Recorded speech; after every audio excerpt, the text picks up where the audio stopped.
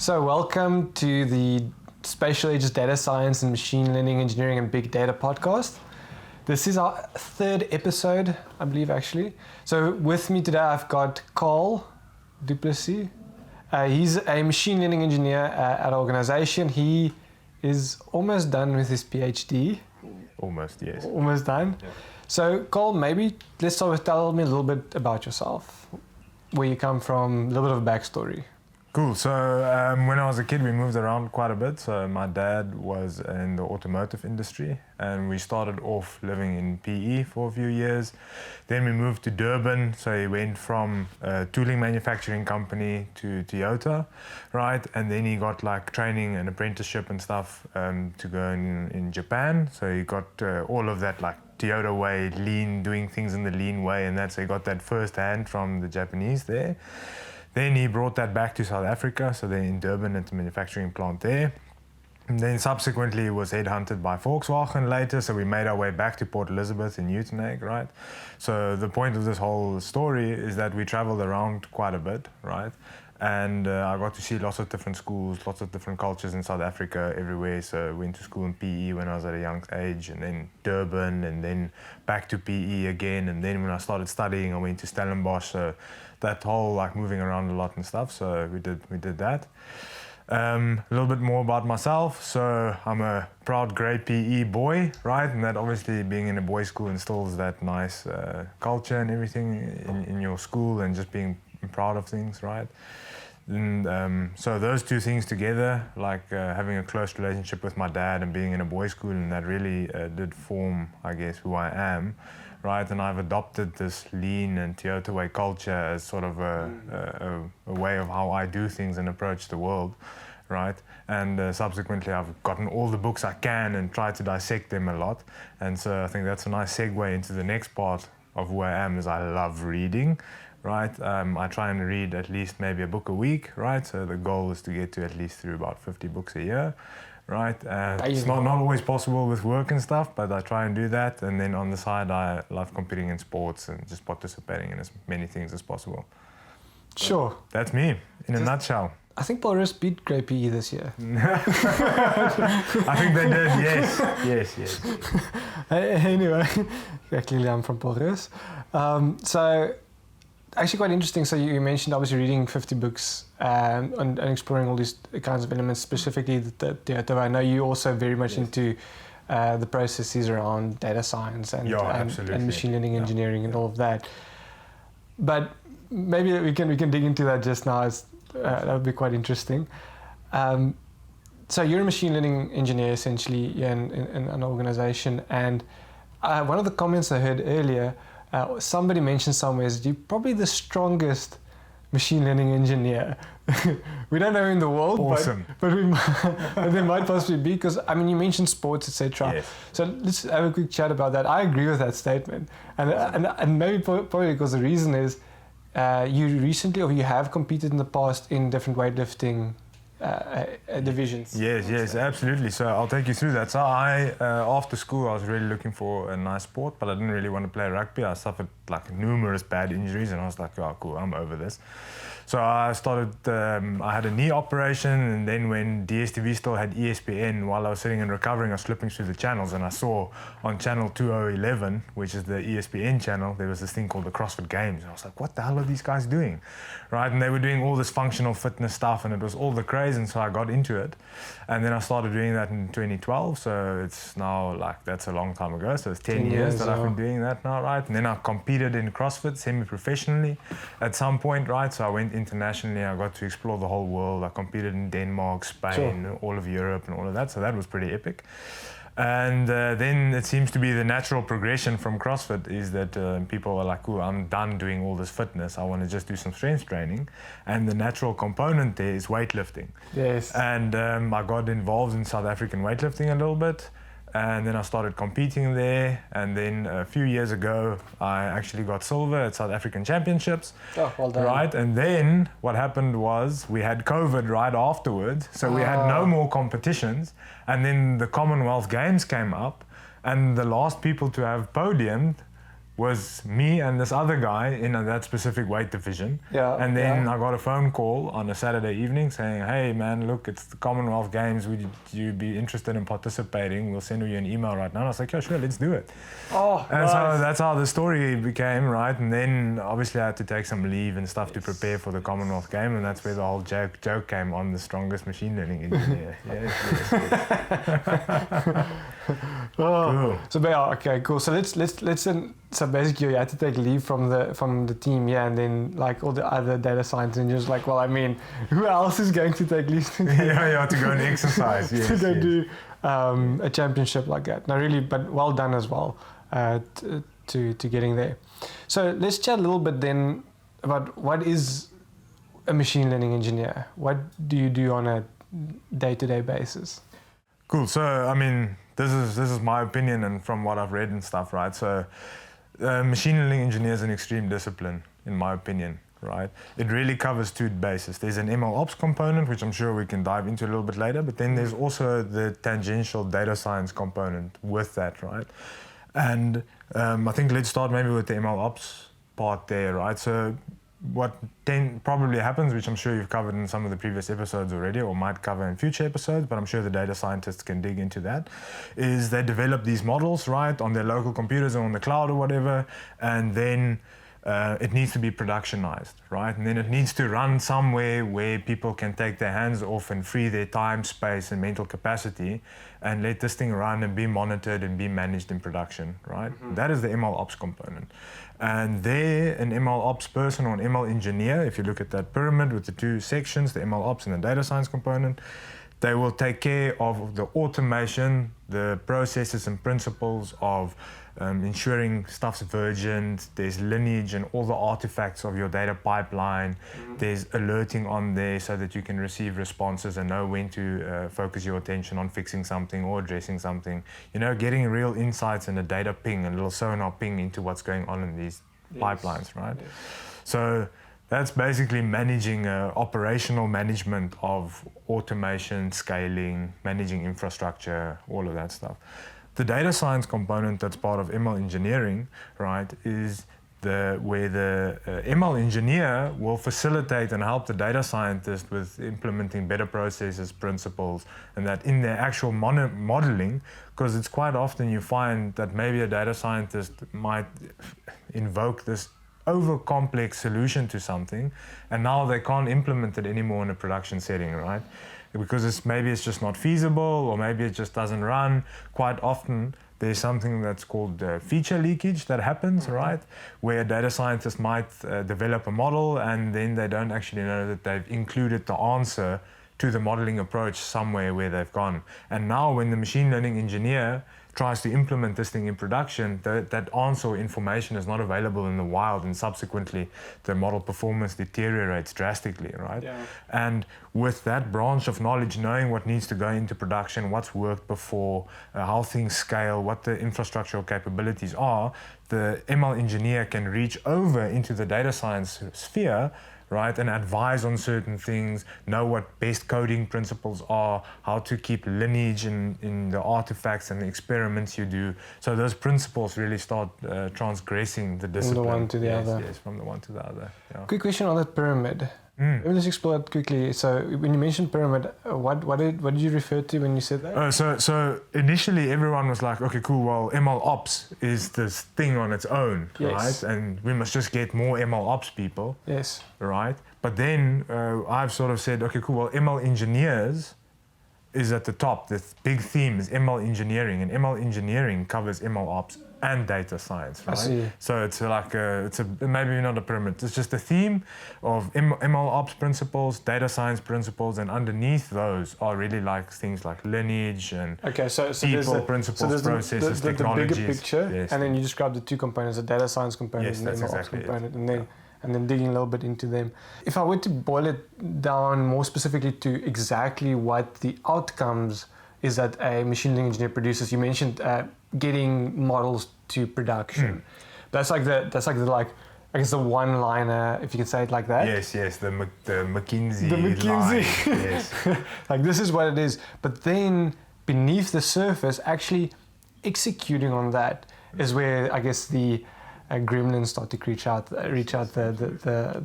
bugs and the things start to come out. So, but it's not only about getting that into production, it's also about helping the data scientists. Do I understand that correctly? Yes, that's correct, yeah. So with the data scientists, they've got a certain way of working.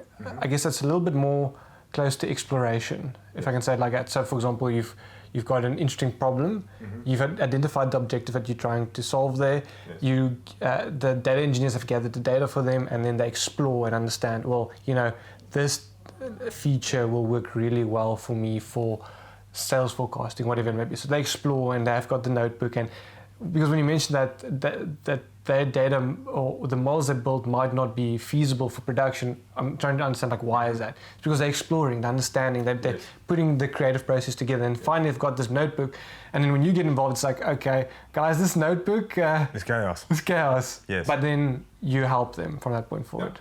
Yeah, cool. So I think the sort of copy-paste answer always for ML engineering is it's a combination of people, processes, and underlying technologies to facilitate data scientists to get machine learning models into production in a scaled and sustainable infrastructure environment. I think that's the copy-paste thing, right? But so what you're saying now is that as an ML engineer, there's actually an accompanying workflow and process that is emergent, as an emergent property of having to think about scaling, productionization, lineage of artifacts, versioning your code. So when that's your responsibility. Yeah. So when the pawpaw hits the fan, you need to be able to answer these questions and say, okay, cool. Well, where did it go wrong? When did it go wrong? How did these things go in? What is the wrong data that was delivered? How can we fix it? What is the change control there? And all of that. And so what happens is when you start thinking of the end goal, like you were talking about now, you have this emergent property of workflow, right? That starts embedding itself in how you address solving business problems, right? Yes. And so when you do work with people like data scientists to help them facilitate in solving their own problems, you bring that baggage with you, right? Yeah, because... And you're like, okay, cool, you're running this experiment and going through this exploratory data analysis work, so EDA work, right? But how do you know that file you are analyzing was now produced by this notebook? Because this notebook's chaos. Now you're running this thing and you're saving it as final.csv, but you actually don't know which piece of code has produced that. But at an MLOps perspective, so when you put things in production, you need to know that software version 100 alpha produced file output 100 alpha on this day. Yes. That's the only way you can answer the questions of when something went wrong. When something went wrong. Right? What am I going to do? How am I going to understand that that thing is and there? so when you port those things in, when you connect the ML ops and the data scientists, right, you get an ML engineering workflow of doing it. And that is to make sure, cool, well, when I do a notebook, it needs to run end to end, always, right? Yes. It needs to be versioned. Yes. It needs to have lineage in all artifacts. So when the notebook runs, it produces output files that has runtime stamps on it. So that's the artifacts you're talking about? That's exactly it. So when I say artifacts, I mean models or output files or feature stores or whatever it might be. Yes, exactly. Okay. Yeah, cool. I think I answered your question, right? No, you did, 100%. Cool. But it's so I'm just exploring it quite a bit further. So these kinds of different artifacts now. So you mentioned our feature stores, model binaries, or whatever. Yeah. So in the workflow or in the process now, the data scientist has kind of developed the model itself. You are more focused on, okay, well, I want to get this model now into production. I want to get deployed, but also, where does the feature store lie more? Is that more with the data scientist in your experience, or more with the machine learning engineer? Or where does that... With the data scientist, right? So normally they will apply their business acumen and their knowledge of the fiefdom that they are in, and they will say, okay, I have experience. I'm taking now a great colleague of mine that I used to work with, Wesley Dielman, shout out to Wesley, right? He had massive knowledge in the financial sector, right? And he knew how to build credit-based models, right? And then he sort of knows which features interact with each other, how to apply them, how to manipulate them. So there he will manage that feature store and build it. And then to make sure that there's no drift in the feature store over time, like the features don't change as the population maybe changes over time, that resides again on the ML engineer side. Okay. Yes. Okay. I'm ensuring consistency. Ensuring consistency in production, data drift, yes, when models need to be retrained, what the model's performance is. 100%. Yes, exactly. And then, and that all is managed in a way where you guys are building, I'm going to call it capabilities, or infrastructure, tools to do so. With whatever. So, I mean, the environment, I know you work a lot in the retail environment. So within your environment, obviously, with the tools that you're dealing with, maybe let's chat about that. What kind of tools do you deal with on a daily basis, and what do you then build with it, or how does that work? Well, cool. So the first thing there is, I'm speaking again now about the lineage and making sure all the artifacts are versioned, right? So some of the tools we have is to just do exactly that. So whenever there's something leaving a notebook or coming into a notebook, or, you know, if you consider this pipeline, right? Whenever something flows in or something flows out of this pipeline, right, it needs to be versioned, or it needs to be checked or validated, right? So there's two things I said there. The first is versioned, right? So we'll build typically a tool that'll make sure that if something goes in and out, right, that has some sort of unique identifier, whether it is a timestamp or a software version or a combination or permutation of that, right? The next sort of point I made there is something is checked, right? Now that's quite a catch-all term, but what I'm referring to there is tooling that will actually audit these feature stores or model binaries, right, to make sure that do they comply with what we expected in training, or whatever the data scientists developed as a baseline. What do these new feature stores look like, right, when they get built and change over time? Can we audit them? So tools that we typically build there's some open source stuff that we've collaborated on that will go and pick out all your features, and then it produces some statistical measures or metrics on these features, like your kurtosis, your mean, standard deviations on all your features, row counts, row deviations and everything. And then you can use these higher order metrics over time, and you can start mapping that and not just the feature values itself, right? So we heavily invest in tooling that'll make all of that stuff easier, and you can just shift. But what does that help in now with having measuring the kurtosis, measuring the distributions? Cool. What's the... So the ultimate point, people are always thinking, maybe there's some altruistic outcomes or something you're chasing, is to make profit, right? So whenever you aren't tracking these feature stores and changes in features, right, you are essentially leaving money on the table, because it might be that the model is not performing as well as it did when it was first developed. I see. And you are not aware of it, and maybe the population has changed completely, and the characteristics that you were training on or built your model on initially aren't as valuable anymore, and you have no idea that that's happening. Do you maybe have a practical example of that? Because that's super interesting, because what you're saying essentially is the model was built, it performed really well in the beginning. Over time, the data, like the population, what the model's based on changes. Now the model's performance is dipping. And if you don't have the metrics and the measurements, it's very difficult to figure out again. It will take a lot of effort to figure out again how to get it back. And in that time period, you could have lost a lot of money. Let's take maybe if we take a recommendation model as an example. Let's say a recommendation model is performing really well in the beginning. So now you are like making 10 million rand or 50 million rand, whatever it may be, more per year, and it's like, because of the recommendation model. And now suddenly, well not suddenly, but over time gradually, let's say the market changes where, why do I think of teenagers? Well, let's go on your example, right? So it went from a certain type of action movie to a rom-com. Okay, And now you are still recommending action movies.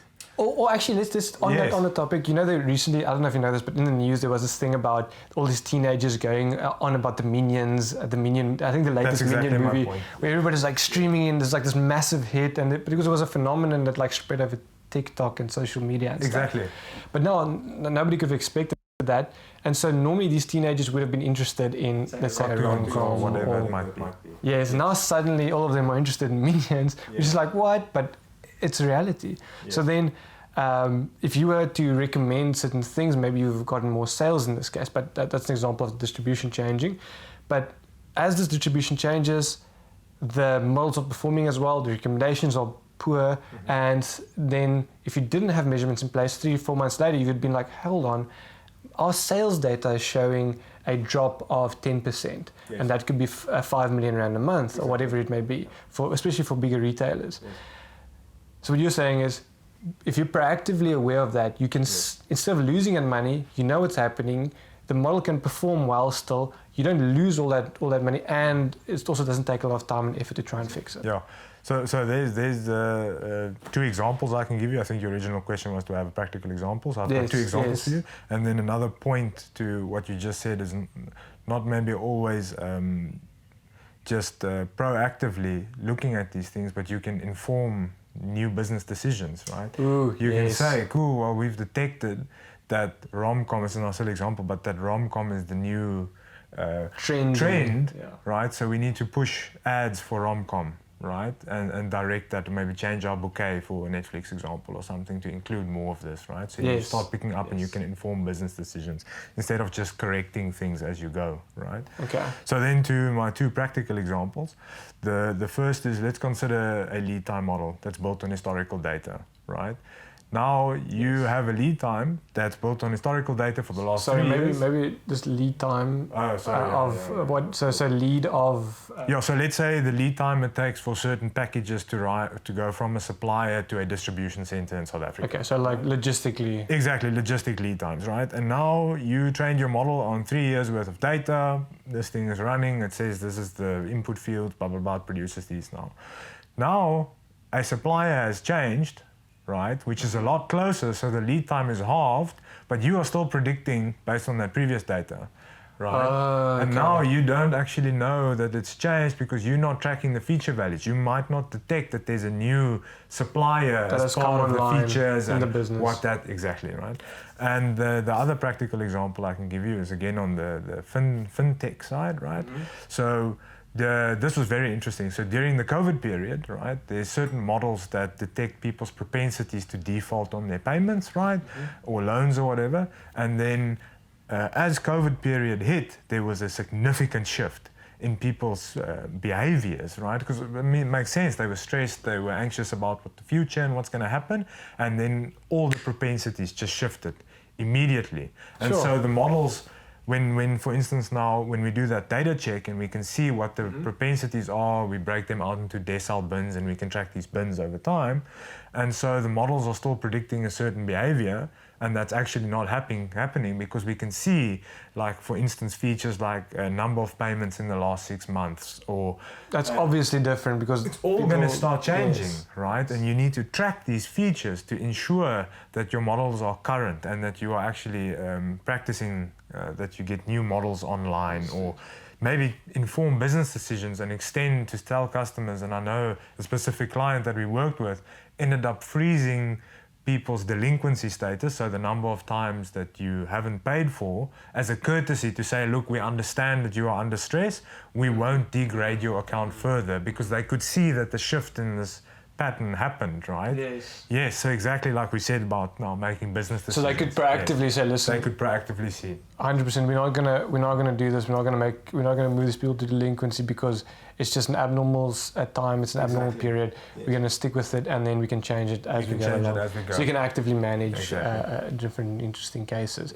But that's actually quite interesting, because I think a lot of the models that all models being built is either influencing decisions made inside the organization, or it influences people's behavior that is consuming. So for example, the recommendation would influence a consumer behavior, and a model like that, or a different kind of model, like a lead time one, would influence the behavior and decisions within the organization itself. Yeah. That is really cool. So I was just thinking there that these, in some way or form, AI is both planning, because it's forecasting for the future, but then also a management or an operational tool. This is what it's becoming, what it's boiling down. Yeah, so it's both strategic, tactical, and operational. That's quite cool. Yes. I think that's also why a lot of people are probably seeing a lot of benefits from AI in the industry. Yeah, absolutely.